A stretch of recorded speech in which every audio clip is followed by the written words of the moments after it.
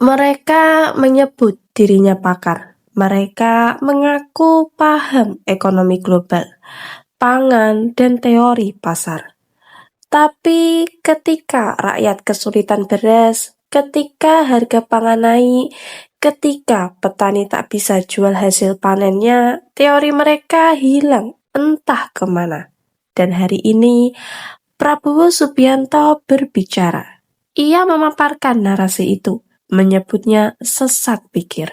Tahun pertama fokus pemerintahan yang saya pimpin adalah mengamankan pangan. Karena pangan ini adalah yang paling strategis. Tidak mungkin ada negara kalau makan tidak ada. Dan tidak ada bangsa yang boleh tergantung dengan pangan dari negara lain. Tidak bisa. Kalimat itu bukan sekedar kritik, tapi peringatan keras untuk mereka yang terlalu lama percaya pada propaganda impor. Ya, Prabowo menyebutnya pakar sesat.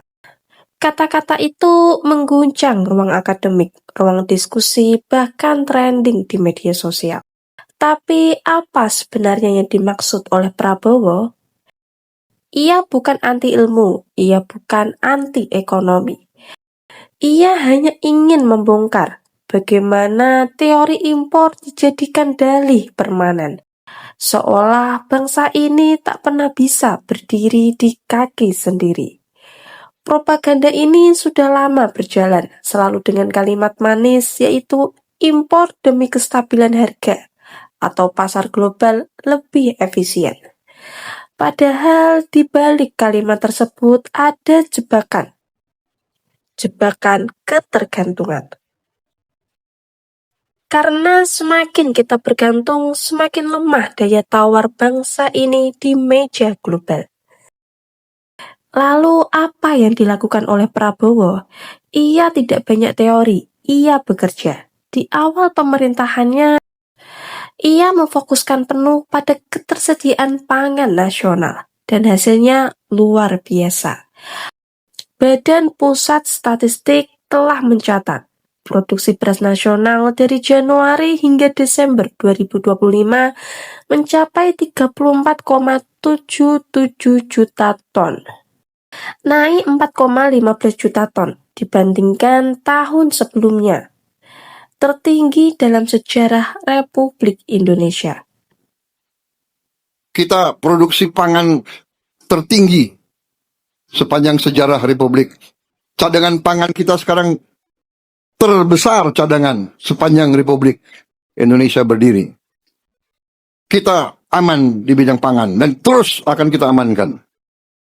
Inilah bukti nyata bahwa kemandirian bukanlah utopia.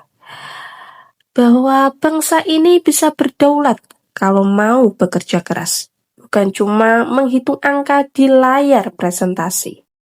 Tapi lucunya, sebagian pakar justru masih mentertawakan. Mereka mengatakan, ini hanya kebetulan cuaca bagus. Mereka mengatakan data bisa dimanipulasi. Mereka lupa, rakyatlah yang merasakan hal itu.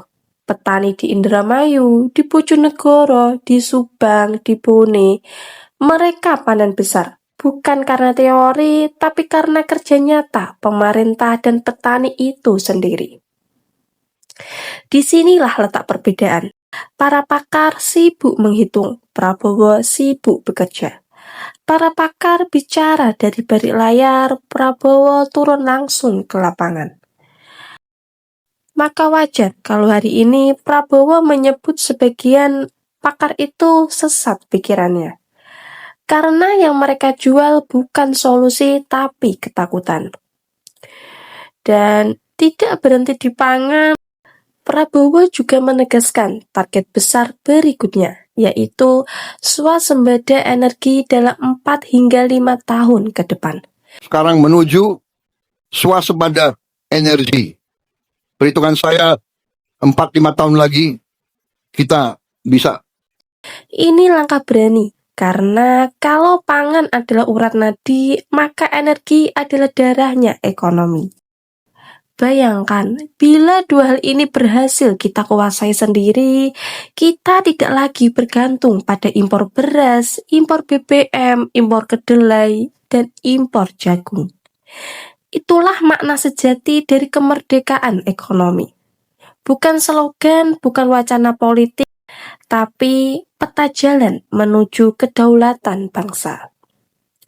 Tapi ironisnya, setiap kali bangsa ini mencoba untuk mandiri, selalu saja muncul pihak yang meragukan. Ada yang bilang terlalu mahal, ada yang bilang tidak efisien. Padahal, apa gunanya murah kalau membuat kita lemah? Apa gunanya efisien kalau membuat kita ketergantungan? Prabowo mungkin tidak sempurna, tapi di titik ini, arah yang ia ambil sangatlah jelas. Berdiri di kaki sendiri, karena bangsa besar tidak akan dihormati kalau makanannya masih dari pinjaman bangsa lain. Maka ketika Prabowo menyebut pakar itu sesat, ia bukan sedang menyerang individu, ia sedang menggugat mental ketergantungan. Ia ingin bangsa ini menyadari bahwa teori tanpa realita hanyalah omong kosong. Hari ini propaganda pakar gagal total. Karena fakta di lapangan sudah bicara. Indonesia bisa. Prabowo bukan sekedar membantah teori, tapi menggagalkan propaganda yang selama ini membuat bangsa ini takut berdiri tegak. Dan seperti katanya, Negara yang merdeka harus bisa menguasai, mengamankan, dan memproduksi makannya sendiri. kalimat yang kelak akan diingat sebagai fondasi baru kemandirian bangsa. Jangan lupa like and share ke teman-teman kalian supaya teman-teman kalian juga tahu berita terupdate baik dalam dan luar negeri. Terima kasih.